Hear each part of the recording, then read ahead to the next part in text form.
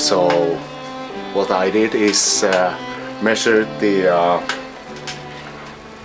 the violin itself. So when I did the markings to the bass bar position, I took the widest parts of the bouts and basically just measured it up, and from the center line I divided the half of the plate. I divided to 7, and the first half of the 7th, that's where the bass bar kind of got lined with. So if you measured it from both sides to 1/7, that where your edge would run, and then it's more correlation to the eye also. So when it's everything measures up, it should run almost next to the eye of the F hole. So that way it kind of balances the bass transfer and the sound, and also gives it the strength, because the bigger the string, more pressure is going to build. So it just gives it the structural strength, and also moves the bass in the box itself, so it amplifies and makes it more even. And without that, well, it's going to be quite a little bit of trouble. For the design, what I selected is it's based on Joseph Curtin, contemporary American maker, and he designed his bass bar slightly different. What it's more traditional, and I did see him once.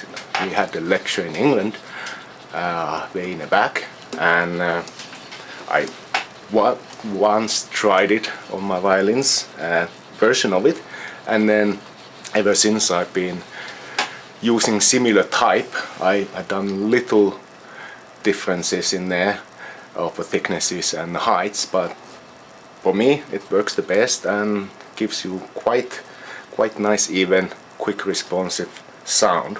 So what we did is I made this little gizmo for doing bass bars and other hollowing activities. So what I did was just clamp it in my jig, and the arms kind of just put the position where I marked the 1/6 little dot in there, and the bass bar got all lined up. It's about 90 degrees straight from the inside up.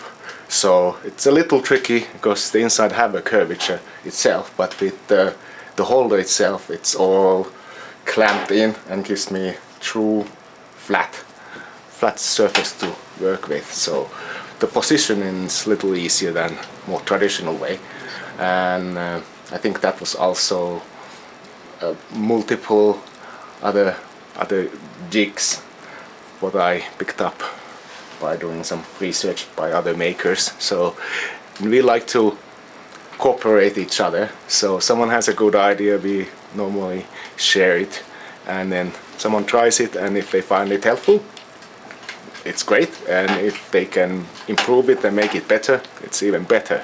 So it's a cooperation almost between makers. It's a little bit less smaller circles. Not everybody likes to do that, but who do has a little bit more benefit, I guess. So after we glued all and cut all the bass bar, we fitted it with the with just the chisels and a thumb plane. And what I did, I use yellow chalk. Normally you would use white. That's the school way to do proper. But the trouble with that is you can't really see it. Well, with my eyes at least. So for my own builds, when I make it, I can choose whatever I want. And yellow seems to blend in with the wood color itself. And I tan my insides afterwards, so it's almost like non-existent there. And sometimes crimson have been used, little dark red madder color. Trouble with that is it's really good to get the good fit, but it leaves this pink hue everywhere. But you can clean it to the certain point, but if you really don't care of that, there's nothing wrong with that. So whatever works. Yeah, so I did use chisels and thumb planes to mostly fit the bar in, and then I used a little file I made to as final fit that, and then of course glue that in. The next step was just removing it from the holder and inspecting everything got right, and there was not distortions in the top, so that's one important part. Is if you, even with the perfect fit, if you clamp it too tight or there was just little movement going on, you can totally ruin your plate. So very crucial point, and that's why there was also that the finishing touches I always leave more and more sort of leeway. I can tackle the same issue probably 12 times between the same build, so nothing is final until it's totally finished.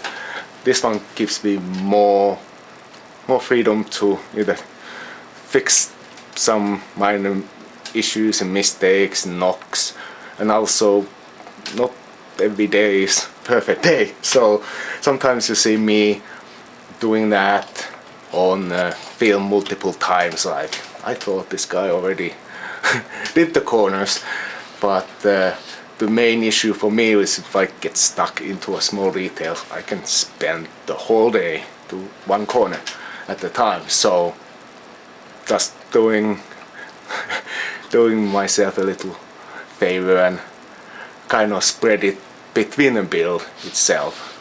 So that's kind of the repeating issue. On sometimes you find, well, why he does it again and again.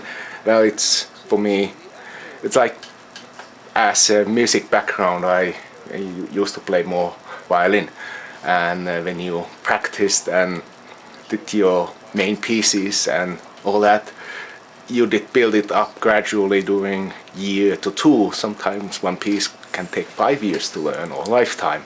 So you build it up gradually, and then you learn from the whole process. So in the end, you got your main product, and you can be totally happy. But if you did something in the past, it will come and haunt you a little bit. So that's just the way I got used to. I used to do them different way in the past, and this is kind of hit and miss style of teaching. You try it once, and if it didn't work, you try it maybe second time just in case, and third time is, that's the, if you didn't learn it by then, there's something wrong with that method.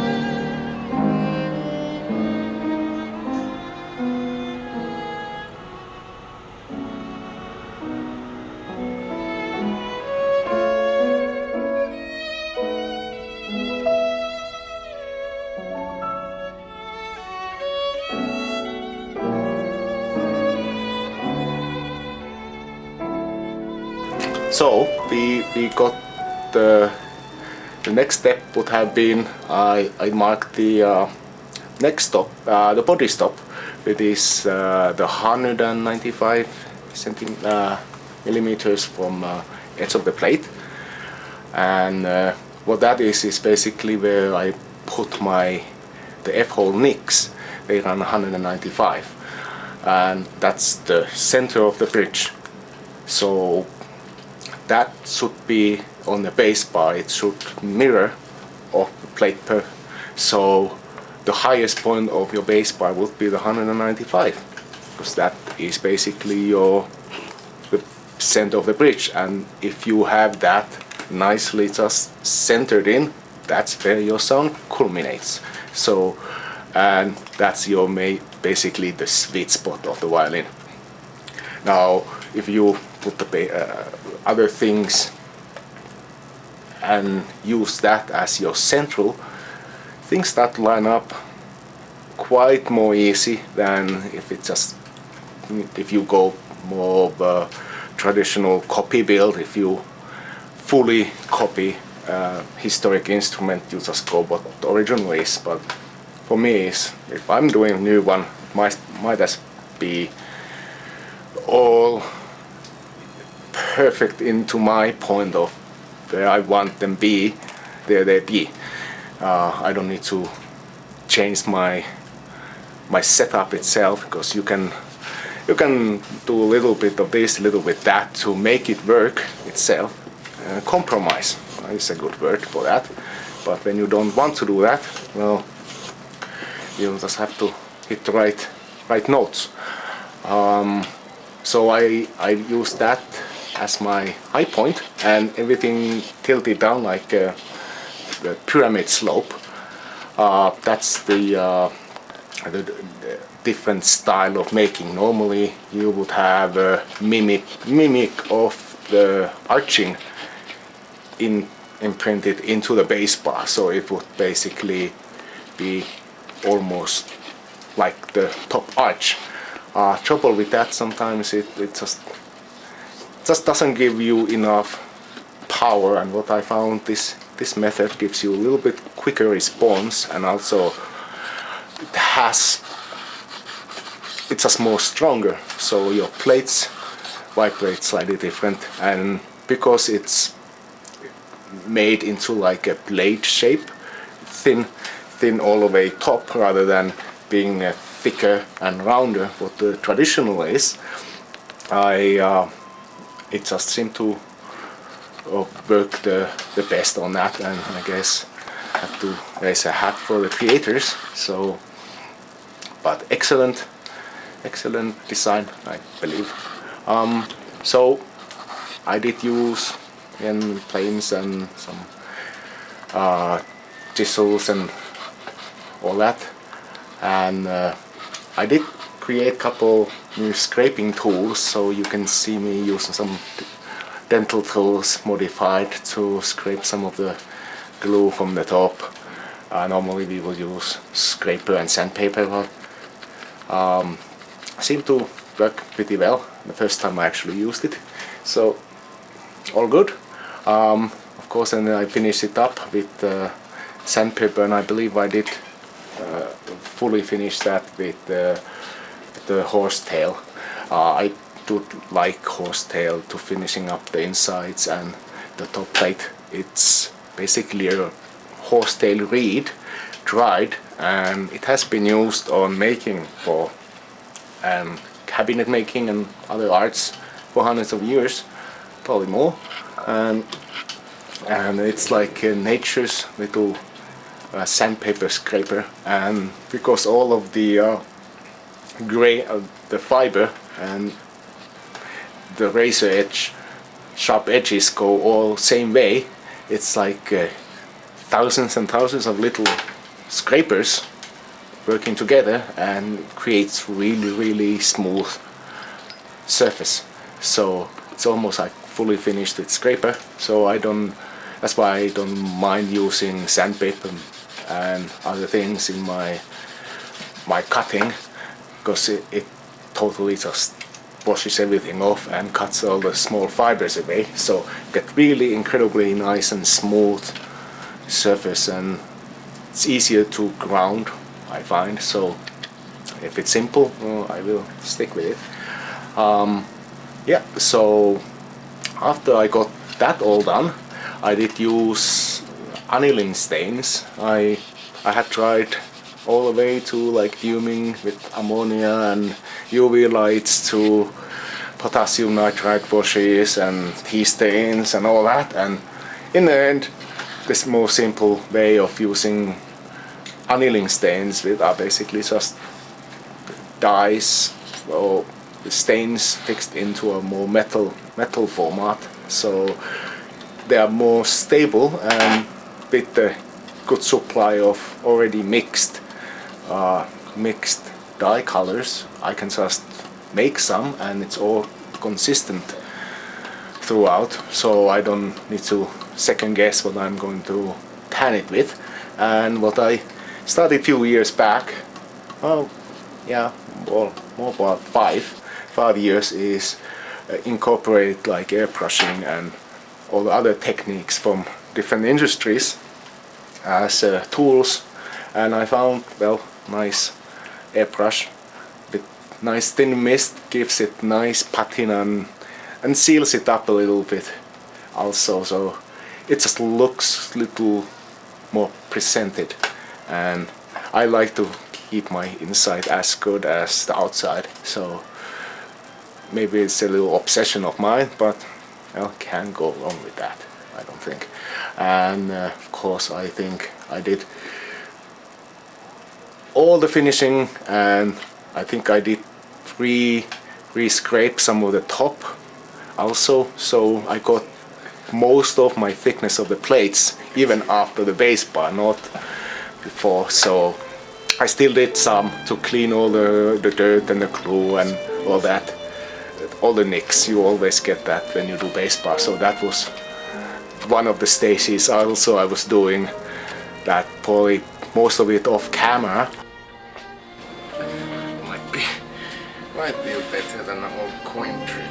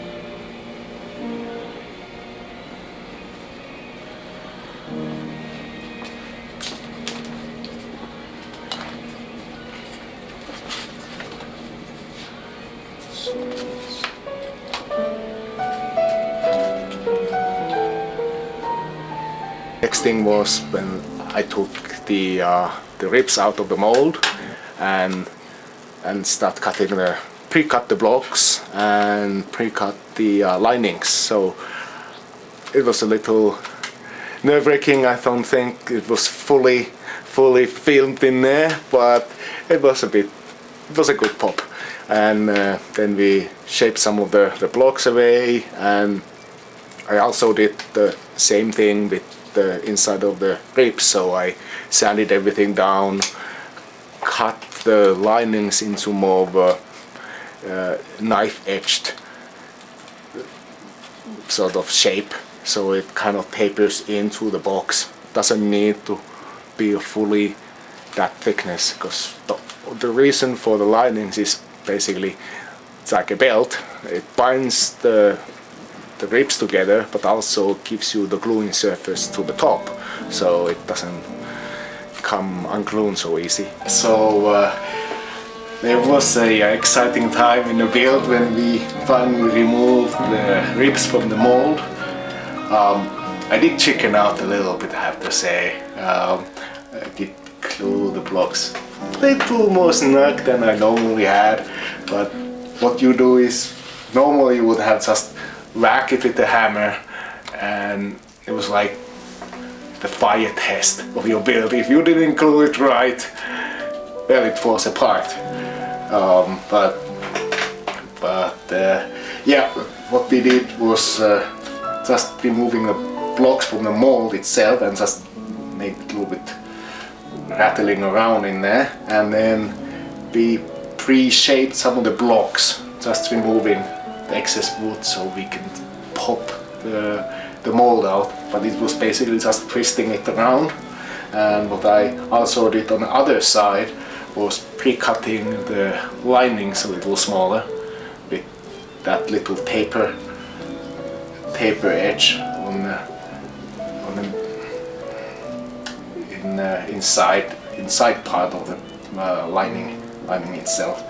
So that just gave a little bit more room for popping it out. Some other makers have a nicer style for molds and all that.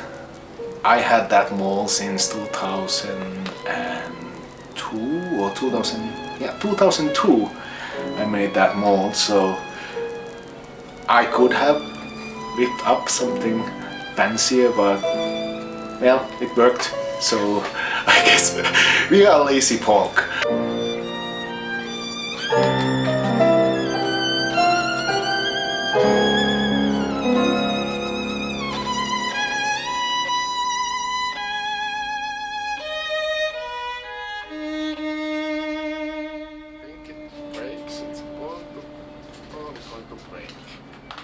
Doesn't break, it ain't going to break. Sometimes it's simple as that. Get confused.